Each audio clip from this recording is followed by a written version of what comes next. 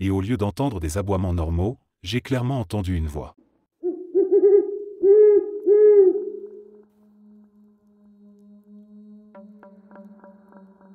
Bien que je sois de nature sceptique, j'ai vécu des expériences quelque peu étranges qui, je pense, méritent d'être partagées ici. Un jour, alors que j'avais peut-être 16 ans, j'ai fait un rêve particulièrement bizarre. Je ne me souviens plus exactement de ce qui se passait dans le rêve, mais je me rappelle très bien d'un détail précis. Dans ce rêve, je me réveillais, couché sur le côté droit, complètement sous les couvertures. Face à moi, également couché sur le côté, se tenait une figure démoniaque. Elle avait des orbites vides, une bouche ouverte comme si elle était en train de crier en permanence, et une silhouette recouverte de lambeaux de chair. Cette chose me secouait violemment tout en criant d'une voix gutturale. « T'approches pas de ce père. C'est un démon, c'est un démon, c'est un démon. » Quand je me suis finalement réveillé pour de vrai, j'étais dans la même position, sur le côté droit, sous les couvertures, et mon corps était encore en mouvement, comme si cette chose continuait à me secouer. J'ai regardé autour de moi pour vérifier si quelqu'un m'avait secoué pendant mon sommeil, mais il n'y avait personne.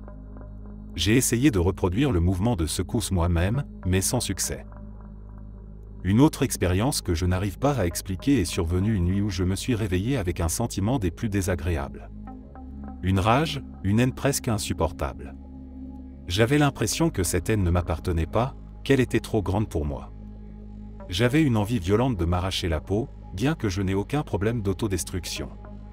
Je luttais pour ne pas hurler, mes muscles étaient contractés sous l'effet de cette haine.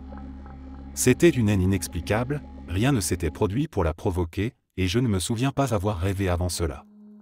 Ce n'était pas de la paralysie du sommeil, car je pouvais bouger et parler. Cette sensation de haine a duré peut-être 5 minutes, durant lesquelles j'ai perdu toute rationalité et j'ai pensé qu'une force supérieure voulait ma mort. Je ne crois pas spécialement en des forces surnaturelles, et peut-être que la fatigue a joué un rôle, mais ces expériences restent assez perturbantes pour mériter d'être mentionnées ici.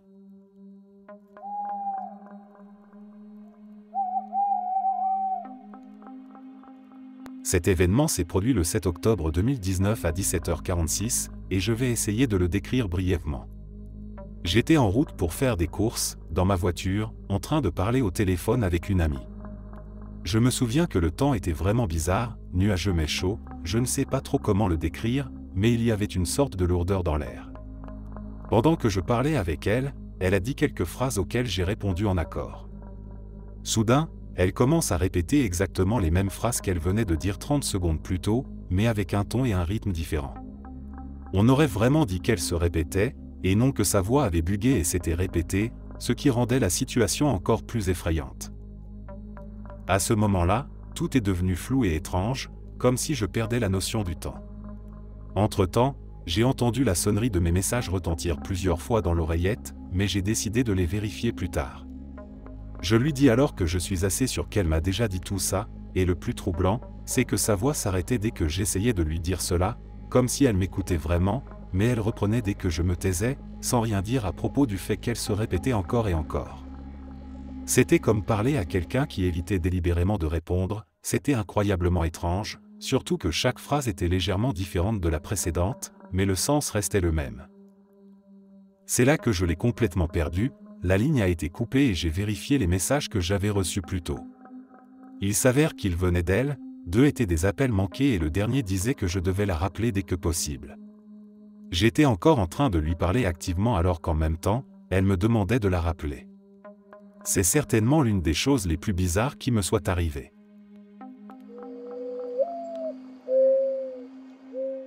J'ai 24 ans et je suis convaincu d'avoir sauté dans une autre dimension. Ce n'est ni une blague ni une plaisanterie. Je suis tout à fait sérieux et j'ai besoin d'aide. Tout ça est nouveau pour moi, et je n'ai pas fait ça exprès. Tout a commencé avec le petit ami de ma petite sœur. Ma famille jure que nous le connaissions avant qu'il ne sorte avec elle. Il a plein de souvenirs avec moi, mais je ne l'ai jamais rencontré avant qu'elle ne le ramène à la maison un jour. Je n'ai absolument aucun souvenir de lui. Ça m'a perturbé, mais j'ai laissé passer. Ensuite, mon amie Cheyenne m'a parlé d'un jour où elle a traîné avec moi et notre ami Ashley. Elle m'a raconté comment nous avions fait un chez Essekak, chanté au karaoké, et fait plein d'autres choses. Je pensais qu'elle plaisantait parce que je n'en ai aucun souvenir. Aucun. Mais j'ai appelé Ashley, et elle se souvient de tout ça et ne comprend pas pourquoi je ne m'en souviens pas. Et je me dis que je m'en souviendrai, car Cheyenne et Ashley ne sont pas amies. Elles viennent de cercles sociaux différents. Elles ne se sont rencontrées que grâce à moi. Alors, pourquoi je ne me souviens pas que nous avons passé du temps ensemble? Ensuite, j'ai parlé avec mon amie Carrie et je lui ai demandé pourquoi notre amie du lycée avait divorcé. Elle m'a répondu que notre amie Nicole ne s'était jamais mariée, elle vivait juste avec ce type. Mais je sais que Nicole s'est mariée avec ce gars, parce qu'elle m'a invité à son mariage et que je n'ai pas pu prendre congé pour y aller, ce qui m'a fait me sentir mal. Je me souviens de l'endroit où ils se sont mariés, je me souviens de sa robe, je me souviens à quoi ressemblait le gâteau, je me souviens des photos et de tout. Mais ça ne s'est jamais passé, pourtant, je me souviens que ça s'est passé. Je me souviens d'avoir vu les photos sur Facebook, et je suis retourné vérifier, mais elles ne sont plus là. Enfin, ma relation avec mon petit ami a toujours été formidable. On a nos moments comme n'importe quel couple, mais rien de grave. Nous avons toujours eu une bonne relation. Mais tout a changé du jour au lendemain. Littéralement, je me suis réveillé un jour et tout était différent. Il est devenu très haineux, très désagréable, et n'est plus du tout affectueux. Il a toujours été très affectueux avec moi, mais maintenant il ne me prête presque plus attention, et ce n'est pas normal pour nous. Ce sont les éléments principaux, mais il y a aussi des petites choses. Comme les paroles de chansons qui sont légèrement différentes, alors que je sais que c'est faux. Surtout des chansons que j'adore et que j'écoute tout le temps, elles sont maintenant un peu différentes. Pour être complètement transparent, j'ai de l'anxiété et un trouble de la personnalité borderline. Mais j'ai toujours réussi à les gérer et je n'ai jamais vécu quelque chose comme ça auparavant. Je ne pense pas que ce soit lié à mes troubles mentaux. Je ne sais tout simplement pas quoi faire, et je n'aime pas ce qui se passe ici.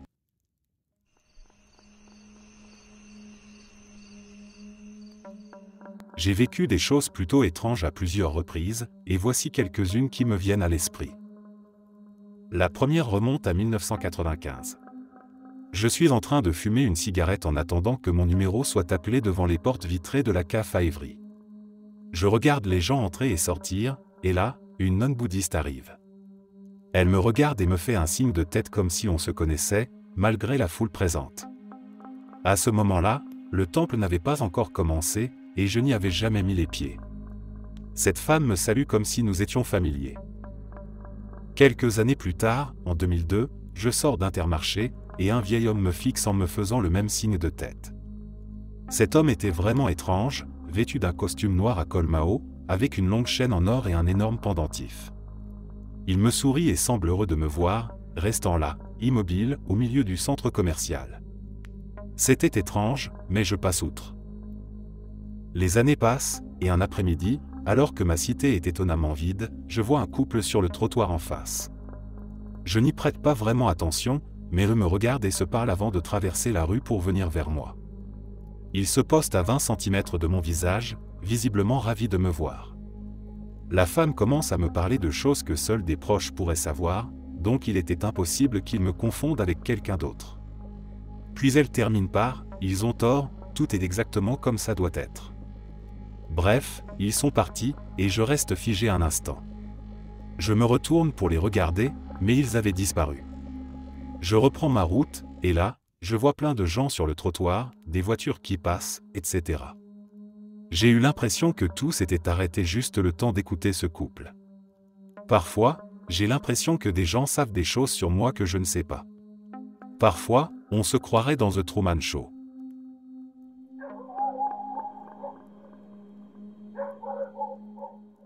Quelque chose de vraiment étrange vient de se passer, et j'ai une sensation inquiétante que quelque chose ne va pas. D'abord, laissez-moi vous expliquer la disposition de ma maison. Quand on entre, il y a un petit hall avec, en face, la salle de bain. Ensuite, en allant à gauche, on arrive à une petite cuisine, puis une porte, et ensuite ma chambre, qui est si grande que je l'ai transformée en salon. Juste à côté de ma chambre, il y a la chambre de ma fille. L'ensemble forme un L. J'ai 24 ans et je vis seul avec ma fille de 2 ans et nos 2 lapins de compagnie. Aujourd'hui, j'ai déjeuné avec ma fille, et comme il commençait à faire froid et sombre, nous sommes allés dans ma chambre, et j'ai fermé la porte menant à la cuisine. Elle joue toujours dans ma chambre et dans la sienne, qui sont directement connectées. Je lisais des histoires sur Reddit tout en l'écoutant faire ses bruits habituels, se parler, chanter, me poser des questions, bouger ses jouets, bref, les bruits normaux des enfants.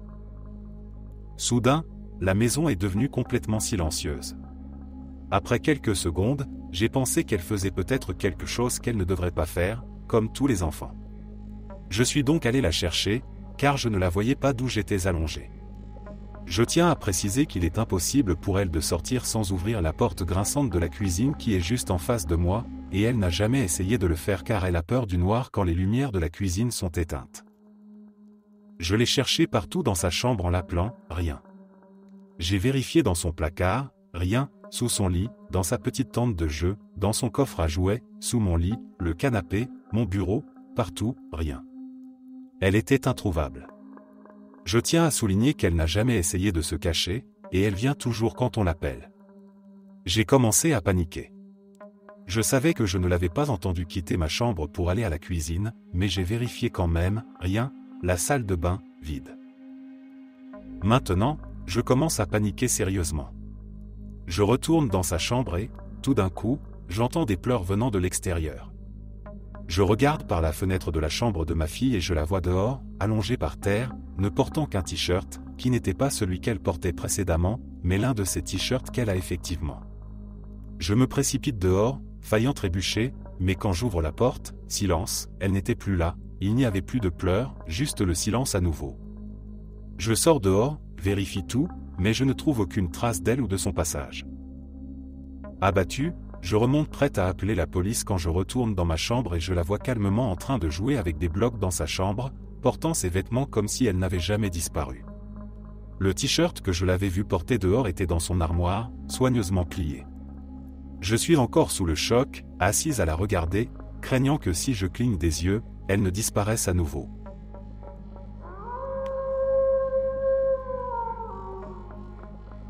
Début décembre 2015, la mère de mon ex-petite amie est décédée à la maison suite à une opération et à d'autres problèmes de santé liés à son cœur. Elle était née avec une condition rare. Malheureusement, elle a fait un arrêt cardiaque et nous n'avons pas pu la sauver, donc l'événement en lui-même a été extrêmement traumatisant et inattendu.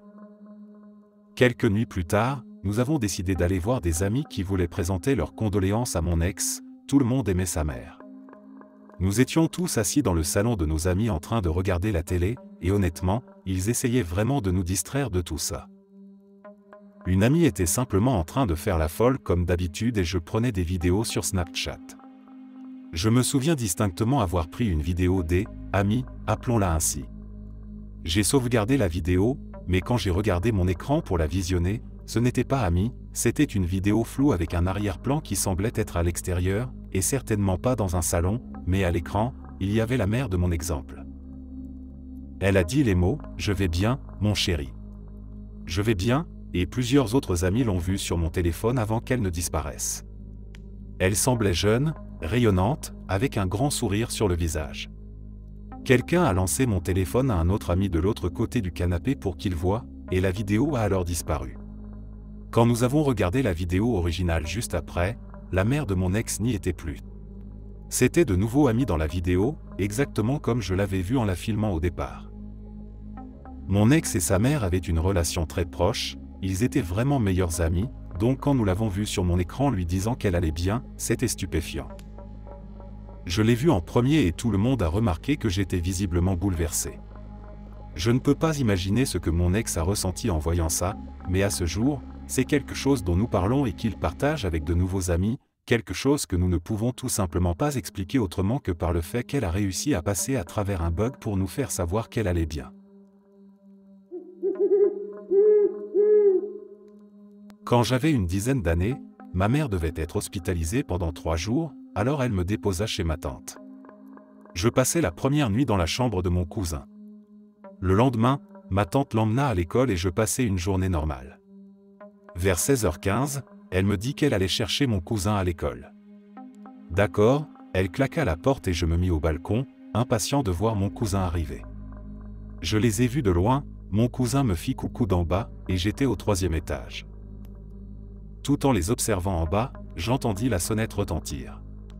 Je me demandais qui cela pouvait être. J'allais ouvrir la porte et, à ma grande surprise, ma tante et mon cousin étaient là, devant moi. Un frisson me traversa tout le corps. Comment pouvait-il être devant moi alors que la sonnette avait sonné quand ils étaient encore 3 étages plus bas? À peine 5 secondes séparaient le balcon de la porte. Jusqu'à aujourd'hui, je n'ai aucune explication pour ce phénomène.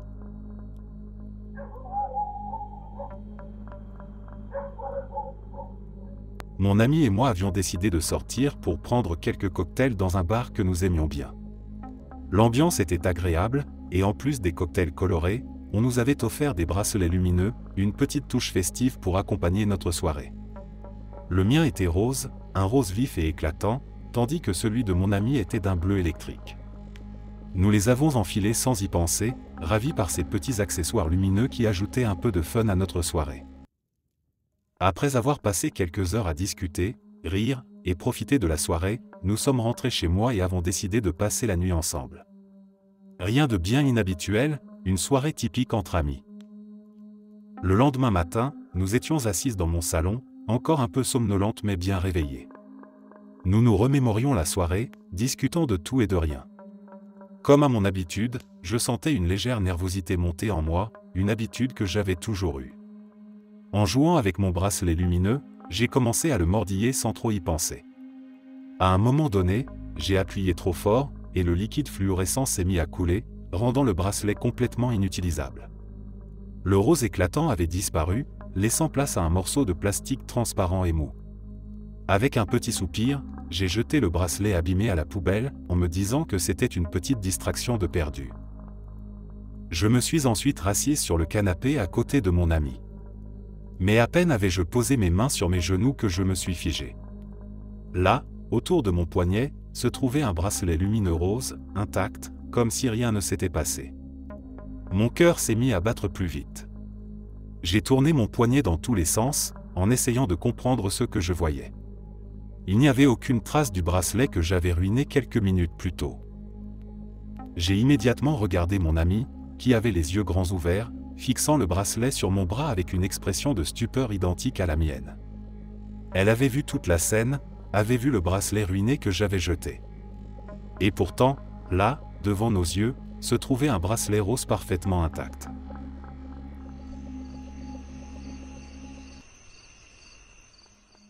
Mon chien est décédé il y a environ 2 ans. C'était un labrador doré croisé avec un berger allemand. Il a vécu jusqu'à environ 12 ans et nous avons dû malheureusement le faire euthanasier car il avait un cancer de la vessie. À cause de son cancer de la vessie, il aboyait la nuit pour qu'on le laisse sortir dans le jardin pour faire pipi. C'était toujours mon père qui l'entendait et le laissait sortir, car la fenêtre de sa chambre donnait sur la porte arrière. 1 an après la mort de mon chien, mon père est réveillé vers 3 heures du matin par le cri distinctif de mon chien qui disait « Laisse-moi sortir pour faire pipi ». Il se lève en somnolent et commence à marcher pour aller le laisser sortir. Le fait que mon père se lève réveille ma mère, qui lui demande où il va. Pour laisser sortir le chien, ma mère lui rappelle alors que le chien est mort depuis 1 an, et mon père retourne se coucher. Le lendemain matin, ma mère se souvient que c'est l'anniversaire, jour pour jour, de la mort de notre chien. J'aime à penser qu'il voulait juste nous faire savoir qu'il va bien. Le 2e anniversaire de sa mort approche dans quelques mois, peut-être que nous aurons de ses nouvelles à nouveau. C'était un bon chien.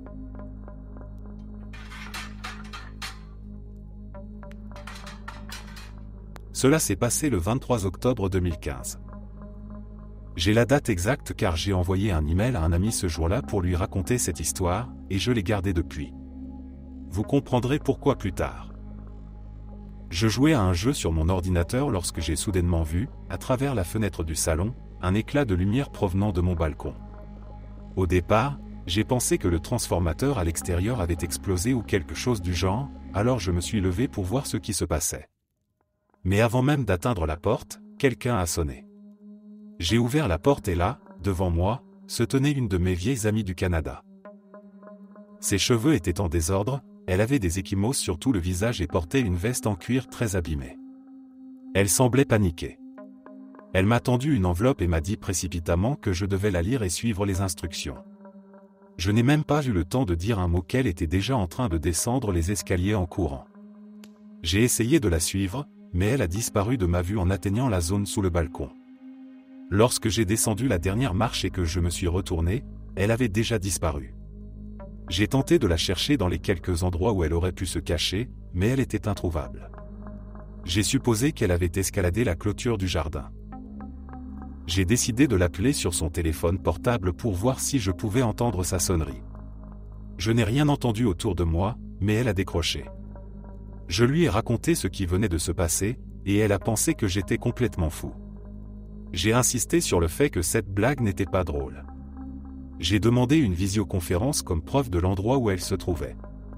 Ce que nous avons fait, et à ma grande surprise, elle était bien chez elle, au Canada, à des milliers de kilomètres de moi, sans aucune ecchymose, et ses cheveux parfaitement coiffés.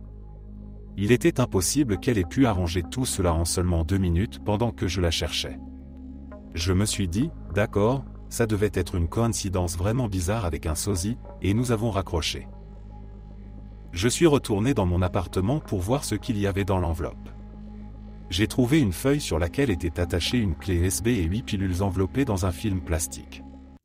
Il y avait aussi une note disant « Salut, ce serait trop long à expliquer. Peux-tu m'envoyer ça par la poste? Il y a 8 doses à prendre à des heures fixes, merci. » Il y avait également 3 dessins étranges au bas de la feuille. C'était extrêmement bizarre, car je reconnaissais l'écriture de mon ami. J'ai décidé de brancher la clé USB à mon ordinateur. Le seul contenu était un fichier texte disant « Regarde la date mec ». Ce que j'ai fait, et j'ai remarqué que la date de création était le 23 octobre 2025, soit exactement 10 ans dans le futur par rapport à ce jour-là. J'ai rappelé mon amie. Cette fois, c'est elle qui n'a pas apprécié la blague. J'ai pris une photo de tout et l'ai envoyée par email. Elle a immédiatement reconnu son écriture, et elle a également dit que le dessin en bas de la feuille était quelque chose qu'elle avait l'habitude de dessiner avec sa meilleure amie. C'était un délire entre elles deux depuis l'école primaire que personne d'autre ne connaissait. Comme demandé dans les instructions, j'ai envoyé le paquet à son adresse au Canada. Plus tard, il s'est avéré que sa meilleure amie est tombée malade. Elle souffrait de quelque chose que personne n'arrivait à identifier ni à soigner. Les médecins ont dit que c'était probablement dû au stress, mais son état s'aggravait de plus en plus. Sa meilleure amie avait été mise au courant de cette étrange histoire dès le début, et dans un moment de désespoir, elle a demandé à essayer les pilules. Au cas où elles lui étaient destinées. Que ce soit un miracle ou une coïncidence, elle a pris les mystérieuses pilules et a progressivement commencé à aller mieux dans les semaines qui ont suivi. Je ne sais pas si en 2025 nous aurons enfin les pièces manquantes de cette histoire, mais cela me donne toujours des frissons chaque fois que j'y pense.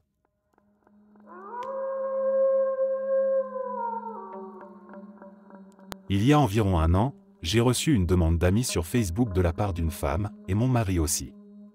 Je n'avais aucune idée de qui elle était. Je ne reconnaissais ni sa photo ni son nom. Mon mari était dans la même situation. Comme elle avait beaucoup d'amis en commun, y compris mon beau-père, j'ai décidé de l'accepter. C'est là que ça devient étrange. Apparemment, elle allait à l'église, au club de jeunes, et participait à la plupart des événements de l'église avec nous deux. Elle a le même âge que nous. Elle est allée à l'école avec mon mari et sa sœur. Tout le monde la connaît. Sauf nous. J'ai parcouru son Facebook, cherchant des photos d'elle quand elle était adolescente. Rien. Aucune reconnaissance. Je n'ai absolument aucun souvenir d'elle. Et c'est pareil pour mon mari. Mais elle se souvient très bien de nous. Elle raconte des histoires de choses que nous avons faites ensemble, des événements auxquels nous avons participé, des souvenirs qu'elle semble chérir. Je me souviens des événements dont elle parle. Je me souviens des endroits, des activités, des personnes qui étaient là. Mais pas d'elle. C'est comme si elle n'avait jamais existé dans notre monde, et pourtant elle a des souvenirs très clairs de nous. Ce qui rend tout cela encore plus étrange, c'est qu'en fouillant dans de vieilles affaires, j'ai trouvé un ancien carnet d'adresses. Son nom, son numéro de téléphone, et son adresse y figuraient, datés de cette époque-là. Comme si elle avait toujours été là. Et elle a des photos de nous tous ensemble. Des photos que je ne me souviens absolument pas d'avoir prises, où elle est là, parmi nous. C'est comme si elle était notre bug dans la matrice. Une personne que tout le monde connaît, dont tout le monde se souvient, sauf nous. C'est terrifiant de penser que quelqu'un pourrait faire partie de tant de souvenirs et pourtant être complètement absent de notre mémoire. Elle est là, dans les photos, dans les récits, dans les preuves matérielles. Et pourtant, elle est comme un fantôme pour nous, une anomalie dans notre réalité.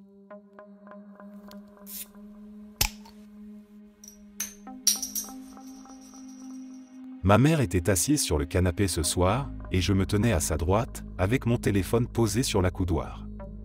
J'ai déverrouillé mon téléphone pour lui montrer quelque chose et j'ai rapidement tapé mon code, avec le téléphone toujours sur l'accoudoir. Très calmement, elle a dit « C'est ta photo de mariage », en pointant l'écran. Je lui ai demandé ce qu'elle voulait dire, et elle a répondu « Ton écran de verrouillage, c'est ta photo de mariage ». Mon écran de verrouillage est en fait une photo de palmier que j'ai prise lors de mon voyage en Californie. Mon écran d'accueil est aussi une autre photo d'arbre, rien de plus. J'ai parcouru tous mes onglets, et il n'y avait aucune photo ouverte qui pouvait ressembler de près ou de loin à une photo de mariage. Quand je lui ai montré à nouveau mon écran de verrouillage, la photo des palmiers, elle a semblé un peu choquée et a dit que c'était étrange. Après que je l'ai interrogée une dizaine de fois à ce sujet, elle a simplement dit « J'ai vu quelqu'un dans une robe de mariée », puis elle a laissé tomber l'affaire. Le plus bizarre, c'est que lorsque ma mère a mentionné cette photo de mariage, j'ai eu l'impression de l'avoir vue aussi, mais c'était comme si cette image m'avait échappé instantanément. C'était l'une des choses les plus étranges que j'ai jamais ressenties. J'ai vraiment l'impression d'avoir vu cette image, mais elle s'est effacée de ma mémoire presque aussitôt, et je ne pouvais plus me rappeler à quoi elle ressemblait. Je crois ma mère quand elle dit qu'elle a vu cette photo. Est-ce que cela pourrait être une sorte de « bug » qui m'aurait montré un aperçu de mon futur ? Ma mère est dans la quarantaine et elle est très lucide mentalement. Elle n'a jamais eu de symptômes de démence ou quoi que ce soit de ce genre. Je suis convaincu d'avoir vu cette photo moi aussi, mais le souvenir de son contenu s'est effacé instantanément, c'est une autre raison pour laquelle je rejette l'idée que ma mère puisse montrer des signes de démence. C'était une sensation très étrange, presque surnaturelle.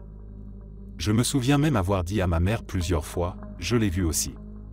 Cependant, le souvenir de toute cette interaction est très flou, ce qui est vraiment étrange étant donné que cela s'est produit il y a moins de 24 heures.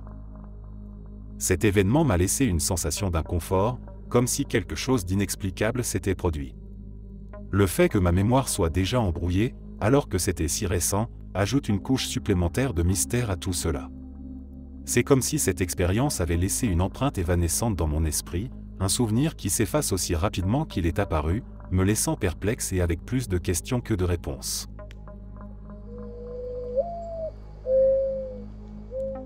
Il y a environ 5 ans, en janvier, j'avais prévu de faire une overdose.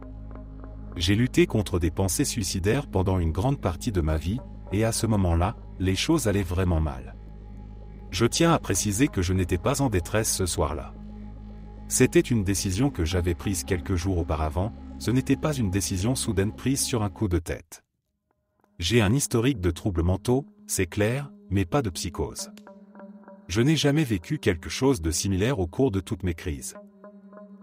Ce soir-là, j'ai décidé de faire défiler Facebook en attendant que ma famille s'endorme.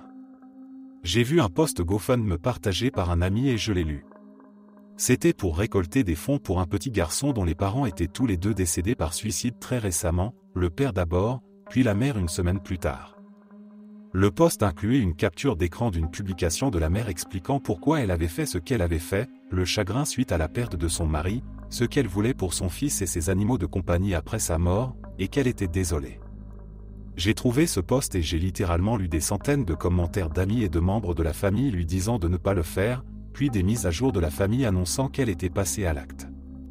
Je me souviens d'avoir lu au moins 2 articles de presse liés à la mort de cette femme et de son mari. Je me souviens d'avoir lu leurs 2 avis de décès, et la mise à jour concernant leur fils qui était désormais sous la garde de ses grands-parents, ce que la mère avait demandé dans son poste. Je me souviens que le mari était pompier et que la compagnie pour laquelle il travaillait avait recueilli beaucoup d'argent pour leur fils. Tout cela m'a fait réaliser que je ne pouvais pas infliger cela à mes propres amis et à ma famille, alors j'ai fini par réveiller mes parents et aller à l'hôpital. Quand je suis sorti, j'ai essayé encore et encore de retrouver ces informations. J'avais pensé à faire un don au GoFundMe en remerciement pour avoir sauvé ma vie. Je n'ai jamais réussi à retrouver quoi que ce soit. Le post GoFundMe que j'avais vu initialement sur le profil de mon ami Facebook n'était plus là. Les articles de presse et les avis de décès non plus. Rien sur cette femme ou son mari. Je me souviens de leur prénom parce que la femme portait le même prénom que moi, et le mari avait le prénom de mon père. Leur nom de famille n'était pas commun non plus. Je ne sais pas ce qui s'est passé, mais j'espère que, d'une manière ou d'une autre, les familles dont j'ai lu l'histoire, cet enfant, leurs amis, n'ont pas perdu leurs proches. Et je suis reconnaissant d'avoir vu ce post ce soir-là, peu importe ce qui s'est passé ou où tout cela a disparu. Mais je ne comprends tout simplement pas comment tout cela a pu disparaître comme ça.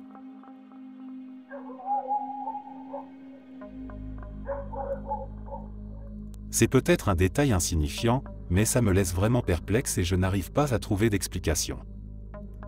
Je jouais à rapporter la balle avec mon chien dans mon salon. Je lançais la balle, il la ramenait, vous voyez le principe. Mon chien a laissé tomber la balle sur mon pied et a attendu que je me baisse pour la ramasser, mais quand j'ai cligné des yeux, elle avait disparu. J'ai rapidement vérifié sous le canapé, pensant qu'il l'avait peut-être poussée dessous ou que je l'avais accidentellement déplacée avec mon pied, mais elle était introuvable. Mon chien fixait toujours l'endroit où il avait laissé la balle, et quand elle a disparu, il avait l'air aussi confus que moi, sautant partout pour la chercher. J'ai fouillé toute la pièce, qui n'était pas très grande, et j'ai fini par retrouver la balle de l'autre côté de la pièce, en plein milieu du sol, même après avoir cherché partout. À ce moment-là, nous n'avions qu'une seule balle en particulier, donc il était impossible de la confondre avec une autre. Ce n'est pas particulièrement excitant, mais je ne trouve aucune explication. Mon chien était juste content de récupérer sa balle, au moins.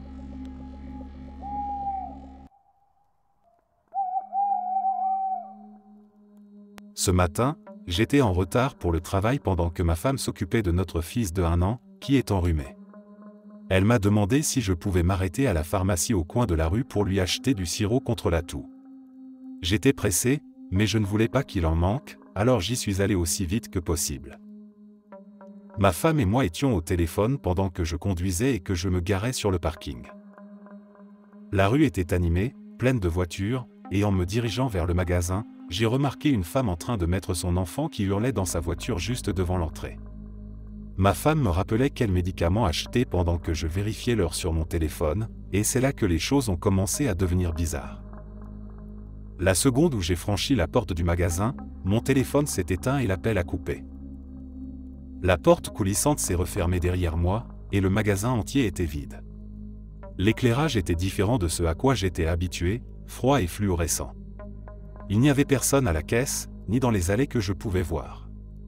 Je me suis retourné pour regarder dehors, et il n'y avait plus aucune voiture dans la rue, même pas la femme qui était là quelques secondes auparavant.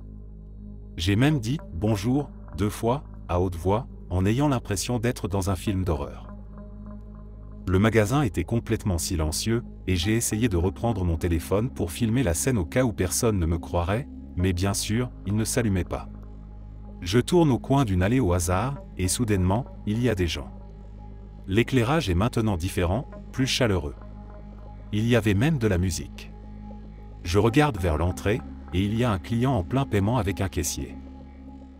Mon téléphone se remet à fonctionner, et ma femme m'appelle. Elle me dit que la ligne est soudainement devenue silencieuse, et l'appel a échoué. Je suis resté là 1 minute, réalisant qu'il n'y avait rien d'autre à faire que d'acheter le médicament et de continuer ma journée.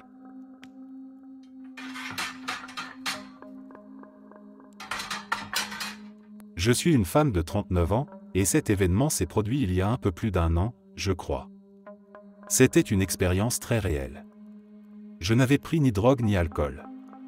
J'étais dans notre salle de bain, qui offre une vue directe par la fenêtre sur l'arrière de la maison, là où mon mari passe avant d'entrer par la porte. Je faisais mes cheveux et je l'ai vu passer dehors par la fenêtre, tenant un sac Creuset qu'il a changé de main pour attraper ses clés, puis j'ai entendu la porte s'ouvrir, et je l'ai vu passer par la cuisine. Je lui ai dit « Salut, chérie », mais il ne m'a pas entendu, ce qui n'est pas surprenant, son audition n'est pas la meilleure, mais j'ai entendu le bruit des sacs qu'il posait, puis celui de ses clés et de son portefeuille qu'il posait à leur tour. J'ai donc mis une pince dans les derniers cheveux que je coiffais et je suis sorti de la salle de bain pour aller lui faire un câlin et un bisou. Et c'est là que tout a basculé. Instantanément, en sortant de la salle de bain, tout était complètement différent. Toutes les lumières étaient éteintes, alors qu'elles étaient allumées un instant auparavant. Totalement perturbé, je me sentais tremblante et désorientée, mais j'ai réussi à faire quelques pas pour regarder vers la cuisine, pour constater que mon mari n'était même pas là. Puis, avant même d'avoir eu le temps d'essayer de comprendre ce qui venait de se passer, j'ai vu par la fenêtre de la cuisine ses phares entrer dans l'allée. À ce moment-là, j'ai commencé à me sentir encore plus bizarre et je me suis assise, complètement abasourdie. Je me souviens m'être appuyé sur le bord du bras du canapé, et c'est la prochaine partie qui m'a vraiment effrayé. Je ne pouvais pas en croire mes yeux, alors que je le regardais marcher devant la fenêtre. C'était comme si quelqu'un avait littéralement rembobiné une cassette et la rejouait. Les mêmes gestes exacts, les mêmes sons précis. Du début à la fin, y compris le bruit de lui posant les clés et les sacs. La seule chose à laquelle je pouvais penser à ce moment-là, c'était à quel point je paraîtrais folle si je racontais ça à quelqu'un, sauf à mon mari, que j'ai informé dès son arrivée. Je veux juste savoir si quelqu'un a une idée de ce qui a pu se passer. Je suis prête à entendre toutes les hypothèses. C'est la chose la plus incroyable et existentielle qui me soit arrivée dans ma vie, et je ne l'oublierai jamais.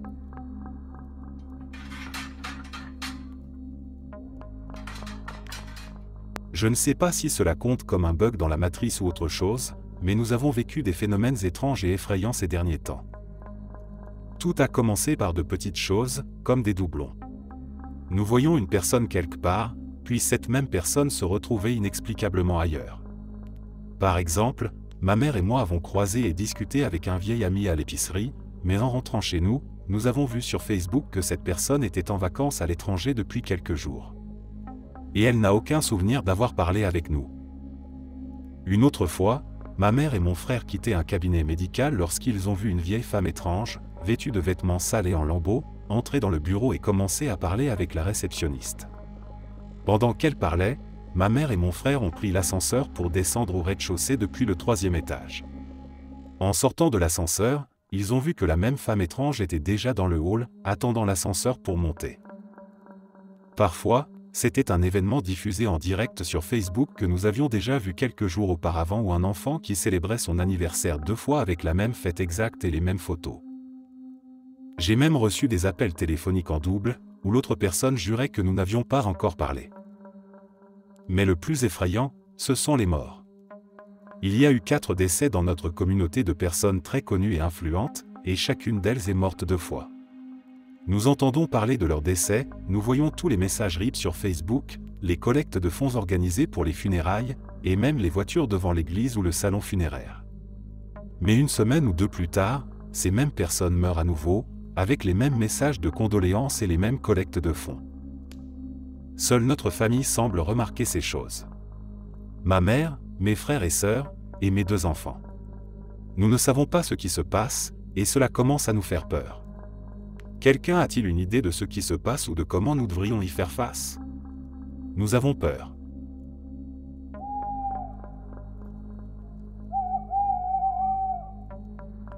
C'est une histoire que mon frère et moi n'oublierons jamais, un moment étrange et inexplicable qui nous hante encore à ce jour. Je vais vous raconter ce qui s'est passé ce jour-là, avec autant de détails que possible, car chaque instant de cet événement reste gravé dans ma mémoire. Cela s'est produit il y a plusieurs années. Mon frère et moi étions en route pour aller voir des amis dans une petite ville voisine, en empruntant une route de campagne que je connaissais comme ma poche. Cette route sinueuse, bordée de champs et de bois, était celle que j'avais parcourue des milliers de fois. J'étais au volant de mon vieux pick-up diesel, un engin bruyant et robuste, et nous discutions, la musique jouant en fond. La journée était belle, sans nuages à l'horizon, et rien ne laissait présager ce qui allait se passer.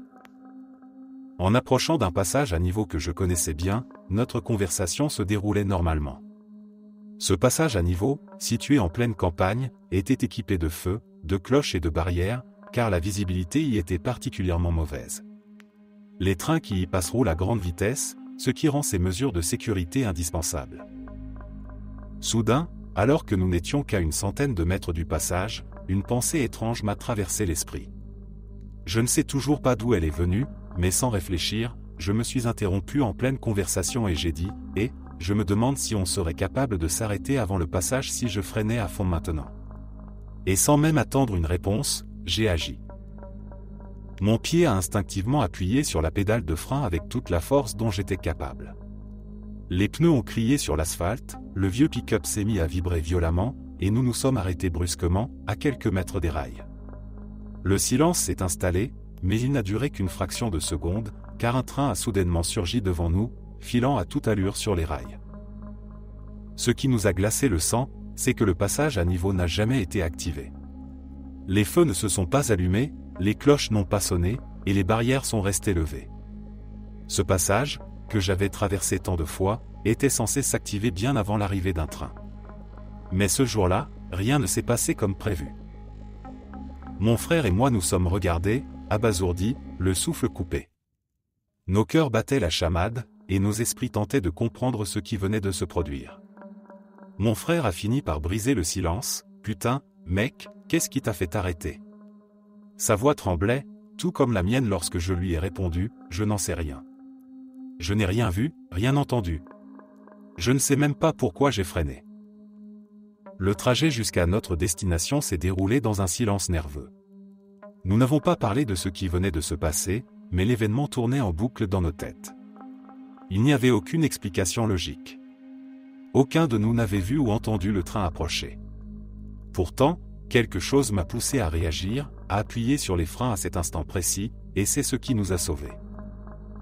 Pendant des jours, j'ai repensé à cet événement. Je me suis demandé si j'avais simplement eu de la chance, si mon subconscient avait capté quelque chose que je n'avais pas consciemment perçu.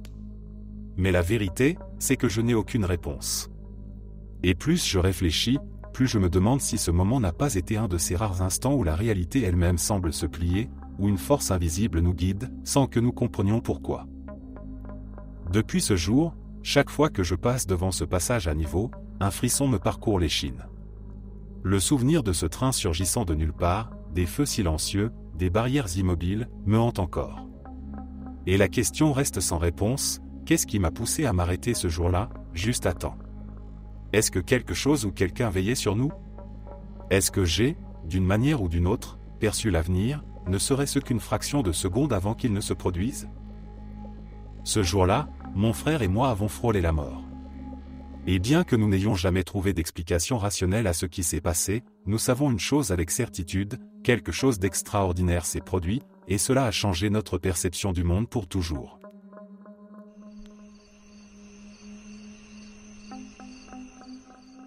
Cela s'est passé il y a 1 an. J'étais en train de faire du shopping dans un centre commercial et j'avais pris le bus pour m'y rendre, car je n'avais pas de voiture à ce moment-là. Une fois mes achats terminés, je me suis dirigé vers l'arrêt de bus à 22 h et j'ai dû attendre environ 20 minutes pour que le bus arrive. Bien que cet arrêt soit proche du centre commercial, il était plutôt négligé, peu de gens l'utilisaient, et en général, c'était un endroit désert avec seulement quelques voitures qui passaient, surtout la nuit. Alors que j'attendais, je regardais autour de moi et j'ai vu une femme s'approcher de l'arrêt de bus depuis le coin de la rue. Elle était à environ 50 mètres de moi quand je l'ai remarquée, et en la regardant, elle m'a vraiment rappelé une fille que je connaissais au collège et que je n'avais pas vue depuis plus de 4 ans. Appelons-la Lucie. Dans ma tête, je me suis dit, « Oh mon Dieu, est-ce que c'est Lucie ? Je ne l'ai pas vue depuis des lustres. » Mais alors qu'elle se rapprochait, j'ai réalisé, ce n'était pas Lucie, c'était une femme inconnue. À ce moment-là, il n'y avait absolument personne d'autre que j'avais vu à cet endroit depuis les 15 dernières minutes, et je n'avais jamais pensé à Lucie avant ce moment.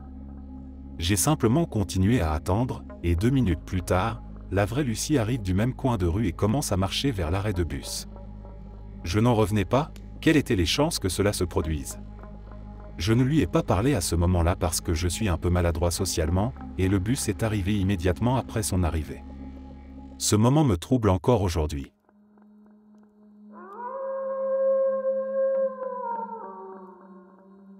Cela pourrait sembler être une coïncidence étrange, mais cette histoire est bien plus troublante que cela. Imaginez-vous à ma place, découvrant votre propre tombe, une découverte qui continue de me hanter depuis des mois. Tout a commencé l'année dernière, lorsque mon père est décédé.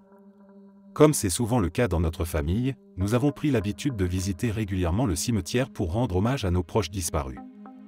C'est un cimetière musulman traditionnel, où les pierres tombales portent non seulement les noms des défunts, mais aussi ceux de leurs pères, accompagnés de quelques détails sur leur origine. Un jour, alors que nous rendions visite à la tombe de mon oncle, j'ai remarqué quelque chose d'étrange. Juste devant la tombe de mon oncle, il y avait une pierre tombale qui a immédiatement capté mon attention.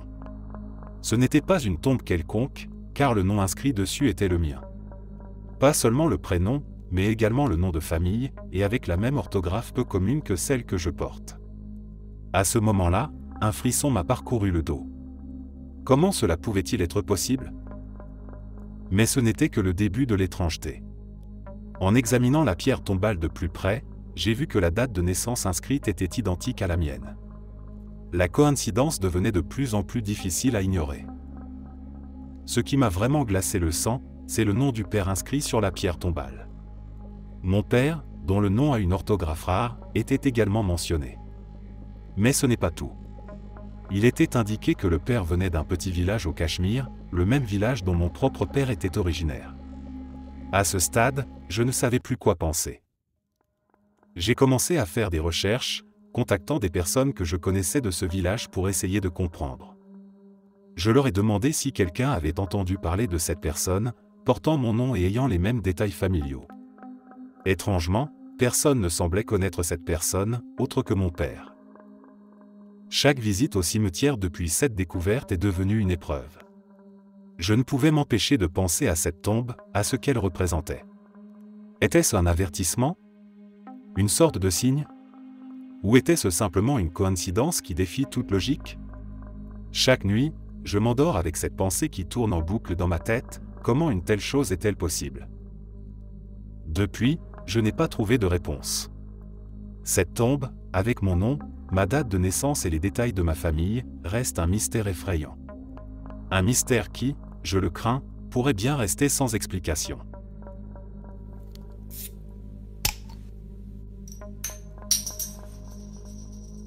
Quand j'étais à l'université, je travaillais dans un bar sportif-restaurant au Colorado. Avant de pouvoir devenir serveuse, j'ai dû être hôtesse pendant un mois. Un samedi, le restaurant est devenu assez animé à cause d'un match de baseball local. Je plaçais les clients assez fréquemment tout au long de l'après-midi. Vers la fin du rush du déjeuner, un couple est entré dans le restaurant. Je me souviens avoir complimenté la femme sur son grand collier turquoise, lui disant à quel point il était joli en les conduisant à une table sur la terrasse arrière, engageant une conversation légère et polie avec eux tout le long. Je suis allé chercher de l'eau et je leur ai apporté à la table, leur disant que leur serveuse serait avec eux sous peu, puis je suis retourné au stand d'accueil. 5 minutes plus tard, le même couple est entré dans le restaurant et s'est dirigé vers le stand d'accueil. J'étais très confuse et je leur ai demandé s'ils avaient besoin d'être replacés. La dame m'a regardé, apparemment aussi confuse que moi, et j'ai remarqué son grand collier turquoise à nouveau. L'homme a dit « 2, s'il vous plaît », et j'ai instinctivement pris 2 menus et leur ai demandé de me suivre, pensant que quelqu'un me jouait une blague. J'ai tourné le coin pour avoir une vue sur la terrasse arrière où j'avais placé le couple initialement, et j'ai vu que la table était vide. Conformément à la demande du couple de s'asseoir à l'extérieur à nouveau, je les ai conduits à la terrasse et j'ai remarqué 2 verres d'eau et 2 menus déjà posés sur la table. Je ne savais pas quoi faire, alors j'ai tout ramassé et leur ai dit que j'allais leur apporter de nouvelles eaux. Je me suis dirigé vers le bar pour prendre de l'eau, et la serveuse de la section de la terrasse arrière est venue me voir et m'a demandé si ça allait. Elle m'a dit que 5 minutes plus tôt, elle m'avait vu aller vers la terrasse avec 2 menus comme si je plaçais des clients, mais il n'y avait personne là-bas. Puis je suis revenu avec de l'eau et je les ai posés comme si je parlais à des gens, mais les sièges étaient toujours vides. Elle m'a dit qu'elle était sur le point de venir me voir car elle et d'autres clients sur la terrasse étaient inquiets de me voir parler à personne. Je lui ai demandé s'il y avait des gens à cette table maintenant, et elle m'a regardé, confuse, en disant « oui ». D'après ce que j'ai pu comprendre, j'ai vu, parler et placer ces 2 personnes avant qu'elles n'entrent réellement dans le restaurant.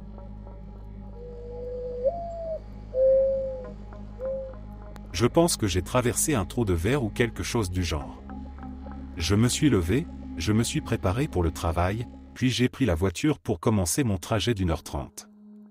Je conduisais sur mon trajet habituel et environ 35 minutes après le début du trajet, j'ai raté ma sortie à cause d'une situation de circulation étrange où je n'ai simplement pas pu changer de voie à temps.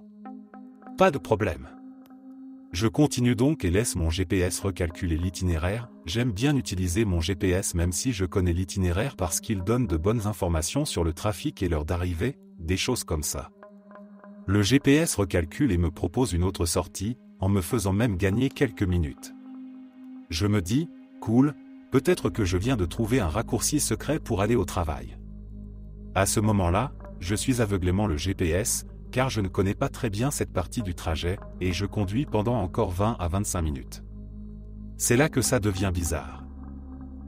Je tombe sur une route qui me semble familière pour une raison quelconque, et je chasse cette impression en me disant qu'il est possible que j'y sois déjà passé. Ensuite, je tourne sur la route et je réalise que je suis sur une route qui se connecte à celle où se trouve ma maison, et je n'ai jamais pris ce chemin auparavant, car je n'en ai jamais eu besoin. Je pense, c'est bizarre, comment ai-je pu me retrouver là? À ce moment-là, je sais que je vais être en retard, alors j'appelle mon patron pour lui dire que j'ai fait une erreur. Je décide de passer chez moi pour laisser les chiens sortir rapidement et aller aux toilettes. Voici la partie la plus étrange, en m'approchant de chez moi, je regarde dans l'allée et mon cœur se serre, ma voiture est dans l'allée, même plaque d'immatriculation et tout. C'est alors que je regarde le volant et réalise que je conduis la voiture de ma femme. Je me gare dans l'allée et entre dans la maison. Ma femme est surprise de me voir car elle savait que j'étais parti pour le travail il n'y a pas longtemps. J'étais surpris de la voir éveillée car elle travaille de nuit à l'hôpital. Je lui demande si par hasard elle m'a vu prendre ses clés dans son sac pour conduire sa voiture ce jour-là. Elle sort ses clés de son sac à main. Je mets la main dans ma poche et en retire mes clés. Comment ai-je pu conduire sa voiture avec mes clés? Nos voitures sont très différentes, mais les clés se ressemblent.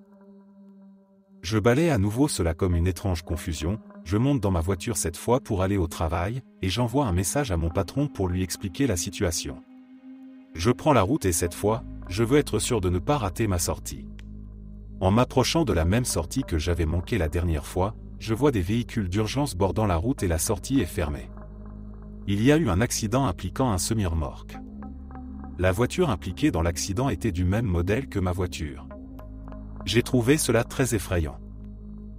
Je suis à nouveau obligé de prendre un autre itinéraire pour aller au travail, et à ce stade, je suis très troublé, je rappelle mon patron pour lui donner encore une fois une mise à jour, et il me dit « Pas de souci, tu devrais encore pouvoir arriver à temps pour la réunion ». Je regarde l'horloge et il semble que j'arrive à l'heure, comment? J'appelle ma femme juste pour confirmer que j'étais bien à la maison un peu plus tôt, et elle dit que je n'étais pas à la maison mais qu'elle n'arrivait pas à trouver ses clés nulle part. Je commence à paniquer. Je vérifie les appels et les textos précédents sur mon téléphone à mon patron, et il n'y a rien. Je ne l'ai jamais appelé ou envoyé de message. Dois-je consulter un médecin? Ma femme a fini par trouver ses clés, elles étaient dans mon pantalon de travail que je portais la veille. J'ai demandé un jour de congé pour ma santé mentale parce que cette expérience m'a vraiment perturbé. J'ai parlé à mon patron de ce que j'ai vécu, et il m'a donné la journée pour essayer de comprendre ce qui se passe. Oui, c'est un patron très cool. Voici ce que j'ai découvert. Plus de questions que de réponses, vraiment. J'ai essayé de trouver des informations sur l'accident que j'ai vu. J'ai cherché la sortie et l'autoroute pour voir si je pouvais identifier les personnes impliquées dans l'accident, car cela ne semblait pas survivable.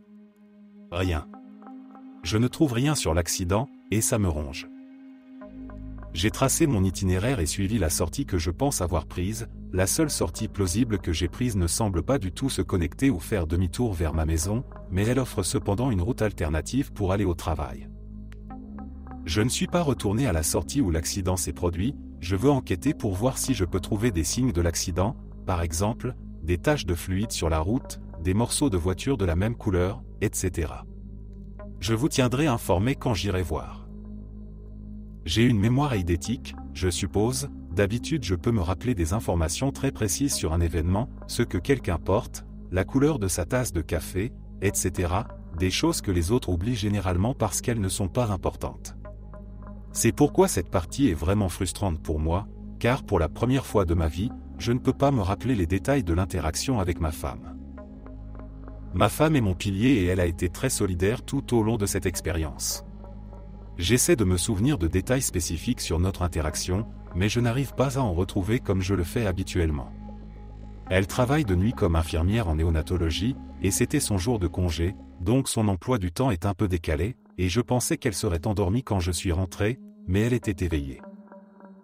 Les porte-clés sont également un mystère, mais par précaution, je suis allé dans l'allée et j'ai fait un test pour m'assurer que la voiture ne démarrait pas si j'avais les mauvaises clés, car j'ai entendu dire que c'était possible avec certaines voitures, mais ça n'a pas marché. Elle n'a pas démarré. J'ai changé de voiture et testé l'inverse, et rien. La seule explication plausible ici est que j'ai peut-être pris ses clés dans son sac après être rentré chez moi de façon inattendue.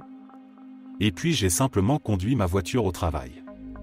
Mais cela n'explique pas que ces clés aient été trouvées dans mon pantalon de travail de la veille, elle les a trouvées avant que je rentre.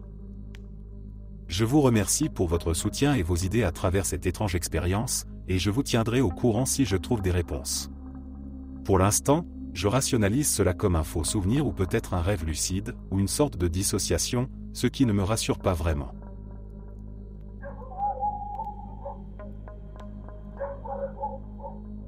J'étais dans la cuisine, en train de faire des tâches ménagères comme d'habitude. Mon téléphone était dans ma main, et je l'ai accidentellement laissé tomber. Je l'ai vu glisser de ma main et chuter vers le sol. J'ai entendu le bruit sourd lorsqu'il a touché le carrelage. Rien de surprenant jusque-là. Ce genre de choses nous arrive à tous, n'est-ce pas? Mais c'est ce qui s'est passé ensuite qui défie toute logique. Immédiatement après avoir entendu le téléphone toucher le sol, je me suis penché pour le ramasser. Mais lorsque j'ai tendu la main vers l'endroit où il aurait dû être, il n'était pas là. Mon téléphone avait disparu. J'ai regardé autour de moi, pensant qu'il avait peut-être rebondi ou glissé sous un meuble, mais il n'y avait rien. Je savais que le téléphone était tombé juste là, au milieu de la cuisine. Il n'y avait aucun obstacle, aucune raison pour qu'il se trouve ailleurs. Pourtant, il était introuvable. Je me suis mis à chercher frénétiquement. J'ai déplacé chaque chaise, chaque petit meuble, j'ai regardé sous le réfrigérateur, sous les armoires, dans chaque recoin possible. J'étais sûr qu'il n'aurait pas pu aller bien loin. En théorie, il n'aurait pas dû être à plus d'1 mètre de moi. Mais après avoir retourné la cuisine de fond en comble, je n'avais toujours rien trouvé. La panique commençait à monter. Comment un téléphone pouvait-il disparaître ainsi, sous mes yeux ? Je me suis dit qu'il avait peut-être glissé dans une autre pièce d'une manière ou d'une autre, alors j'ai fouillé toute la maison. J'ai cherché dans le salon, les chambres, la salle de bain, même des endroits improbables comme la buanderie. Mais le téléphone restait introuvable. C'est à ce moment-là que j'ai décidé d'appeler ma mère pour lui demander de m'aider. Je lui ai demandé d'appeler mon téléphone pour que je puisse suivre la sonnerie. Elle a essayé, mais à notre grande surprise, le téléphone ne sonnait pas. Pire encore, elle a reçu un message indiquant que ma ligne était déconnectée. Comment était-ce possible ? Mon téléphone fonctionnait parfaitement quelques minutes plus tôt. Déconcerté, j'ai alors essayé d'utiliser l'application « Localiser mon iPhone » pour voir si elle pouvait m'aider à retrouver l'appareil. Mais là encore, une surprise m'attendait. L'application m'indiquait qu'elle ne pouvait pas localiser mon téléphone car aucun signal n'était détecté. C'était comme si le téléphone n'avait jamais existé, comme s'il s'était volatilisé de la surface de la Terre. Cela fait maintenant 4 ans que cet événement s'est produit, et nous n'avons toujours pas retrouvé ce téléphone. C'est comme s'il avait touché le sol et avait immédiatement disparu ensuite, se volatilisant dans les airs, comme s'il avait traversé une faille dans la réalité. Chaque fois que je repense à ce jour, je me demande ce qui a bien pu se passer.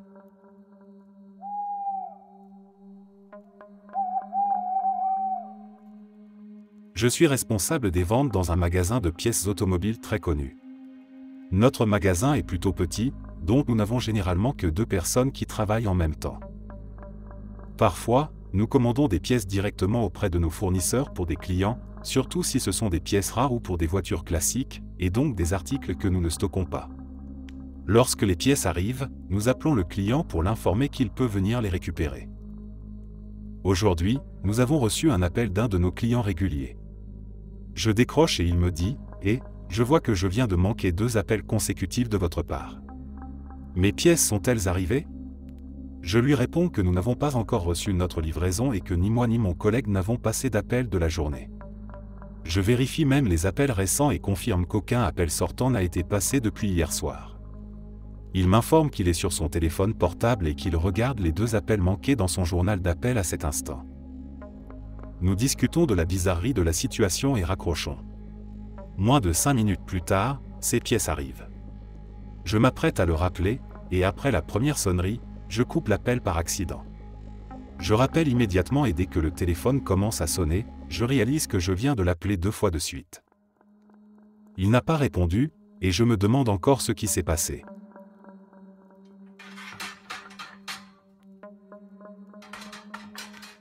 Je ne poste généralement rien nulle part, mais je viens de me rappeler cette histoire et je n'ai personne à qui la raconter, alors je me suis dit que je pourrais la partager ici.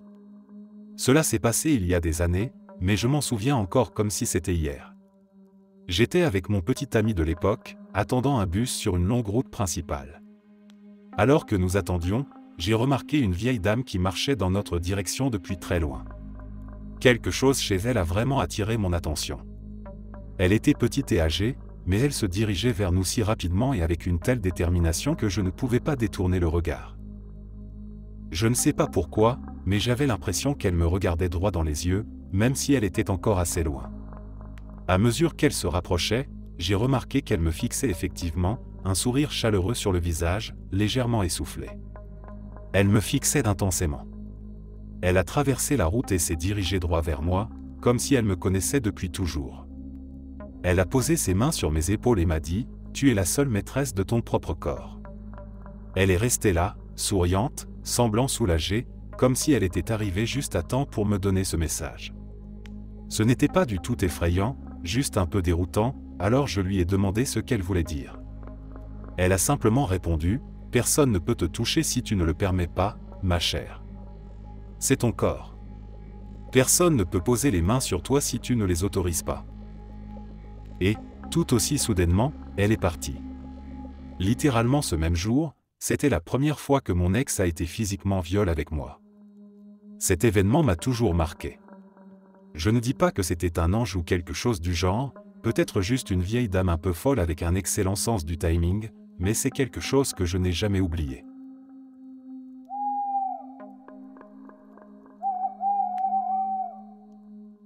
C'est la première fois que j'ai vécu quelque chose d'aussi étrange, une sorte de bug dans la réalité. Tout a commencé l'autre jour, alors que j'étais chez un ami. Nous avions décidé de passer l'après-midi à jouer à des jeux vidéo, et avant de commencer, nous sommes allés dans la cuisine pour nous servir des boissons. Mon ami a pris un verre d'eau et moi une boisson gazeuse. Nous sommes ensuite montés dans sa chambre, prêts à nous plonger dans notre session de jeu. Une fois dans sa chambre, mon ami a posé son verre d'eau sur son étagère, une habitude qu'il avait pour garder ses affaires à portée de main. Il s'est ensuite tourné pour fermer la porte, mais dans le mouvement, il a accidentellement renversé le verre. L'eau s'est répandue sur le sol, éclaboussant également plusieurs de ses livres qui étaient empilés près de l'étagère. La scène s'est déroulée en quelques secondes, et je me souviens encore de son exclamation de frustration alors que l'eau coulait sur ses livres préférés. Il était vraiment en colère, et à juste titre. Nous avons donc décidé de descendre rapidement à la cuisine pour chercher du papier absorbant et nettoyer le désordre. Le trajet a pris moins d'1 minute, peut-être 30 secondes au maximum. En revenant dans sa chambre, nous étions prêts à essuyer l'eau et à sauver ce qui pouvait l'être. Mais en ouvrant la porte, quelque chose d'inattendu nous a frappés. Le sol, qui devait être détrempé, était maintenant complètement sec. Perplexes, nous avons touché l'endroit où l'eau s'était renversée, mais il n'y avait aucune trace d'humidité. Le sol était froid, mais pas mouillé. Encore plus étrange, les livres qui avaient été trempés étaient également secs. Aucun signe d'eau, aucune page froissée ou gondolée comme on pourrait s'y attendre après avoir été en contact avec de l'eau. Nous étions là, debout dans sa chambre, à essayer de comprendre ce qui venait de se passer. Nous avons cherché le verre que mon ami avait laissé par terre après l'avoir renversé, mais il était introuvable. C'est alors que nous avons levé les yeux vers l'étagère, et c'est là que nous avons vu le verre d'eau, intact et plein, exactement à l'endroit où il l'avait posé initialement. Le verre n'aurait pas dû être là. Après l'avoir renversé, il était tombé au sol, et pourtant, il se trouvait de nouveau sur l'étagère, comme si rien ne s'était passé. Nous nous sommes regardés, cherchant une explication rationnelle, mais il n'y en avait pas. Nous étions seuls à la maison, personne n'aurait pu entrer dans la chambre pour replacer le verre, et il n'y avait aucun signe d'intervention extérieure. Cette expérience nous a laissés complètement déconcertés. Nous avons passé un long moment à discuter de ce qui avait bien pu se passer, à essayer de trouver une explication logique. Peut-être que nous avions mal perçu les événements, peut-être que le temps nous jouait des tours. Mais aucune théorie ne semblait tenir la route.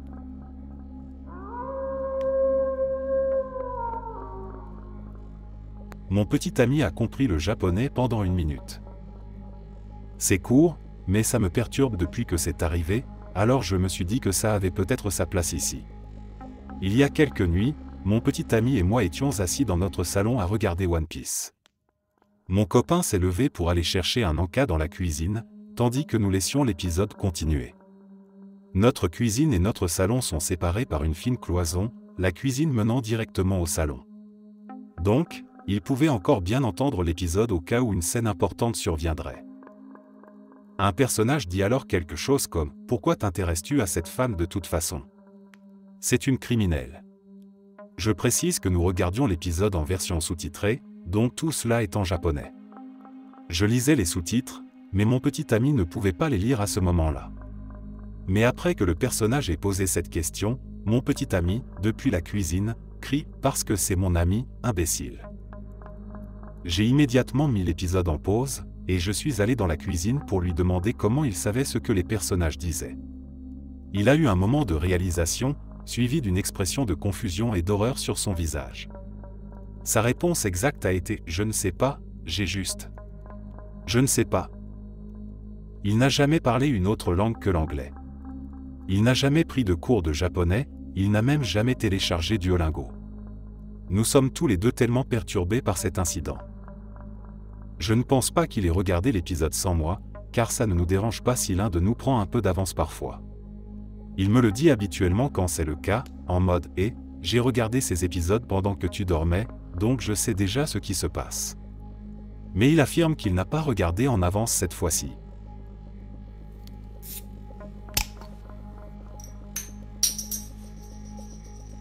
Mon copain et moi vivons à environ 3 km en dehors de la ville, à la campagne. Hier, j'ai dû aller faire quelques courses, alors j'ai pris les clés de mon copain, car ma voiture n'est pas en état de rouler en ce moment, et je suis parti en direction de la ville. Environ 400 mètres plus loin, il m'est arrivé la chose la plus irréelle et effrayante que j'ai jamais vécue. J'ai vu un véhicule arriver en sens inverse qui était indubitablement la voiture de mon copain. La même que celle que je conduisais. J'ai regardé le conducteur en passant, et c'était mon copain au volant, me regardant avec la même confusion que moi. Je l'ai appelé immédiatement pour lui demander ce que c'était que ça, et bien sûr, il n'avait aucune idée de ce dont je parlais, et je ne m'attendais pas à ce qu'il en est, puisqu'il était à la maison quand je suis parti. Arrivé au supermarché, je suis resté dans la voiture, tremblante et abasourdie, essayant de comprendre ce qui venait de se passer. Il m'a fallu bien 15 minutes avant de me sentir assez stable pour entrer dans le magasin. Je ne sais pas exactement ce qui s'est passé, évidemment, mais j'ai mes idées.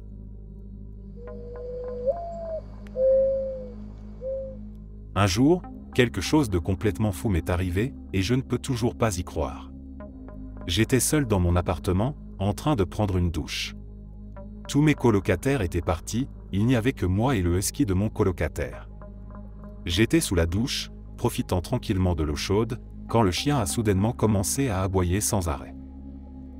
Au début, je me suis dit que quelqu'un devait probablement être à la porte. C'était une réaction assez normale pour un chien, surtout un husky. Alors, je suis sorti de la douche, commençant à mettre une serviette autour de moi, juste au cas où quelqu'un se trouverait réellement à la porte. Mais à mesure que je m'habillais, les aboiements du chien devenaient de plus en plus intenses, comme s'il essayait de me dire quelque chose. C'est là que tout a basculé dans l'incompréhensible. Les aboiements du chien ont soudainement changé, et au lieu d'entendre des aboiements normaux, j'ai clairement entendu une voix en anglais, distincte et parfaite, « Je veux juste sortir. S'il te plaît, laisse-moi sortir. » Je me suis figé, incrédule. J'ai littéralement reculé, mes pieds glissant sur le sol humide de la salle de bain, et j'ai crié « C'est quoi ce bordel ?» Je n'arrivais pas à comprendre ce qui venait de se passer. Mon esprit était en mode panique, cherchant une explication rationnelle. Je suis sorti en courant de la salle de bain, et là, devant moi, le chien était debout, les pattes posées sur la porte arrière, aboyant comme un chien normal cette fois-ci. Mais je savais ce que j'avais entendu. Le chien s'est retourné, m'a regardé avec ses grands yeux, et a recommencé à aboyer. Encore sous le choc, je l'ai laissé sortir, puis je suis resté là, assis, complètement abasourdi par ce qui venait de se passer. Je me suis demandé si j'avais halluciné, si c'était le stress ou la fatigue qui me jouait des tours, mais tout semblait si réel. C'était comme si, pendant un instant, le chien avait trouvé un moyen de communiquer avec moi, de manière que je puisse le comprendre parfaitement. Depuis ce jour, je ne regarde plus les animaux de la même manière. Merci d'être resté jusqu'à la fin. N'oubliez pas d'aimer la vidéo, de vous abonner et de partager vos propres histoires en commentaire. On se retrouve demain à la même heure devant ce feu.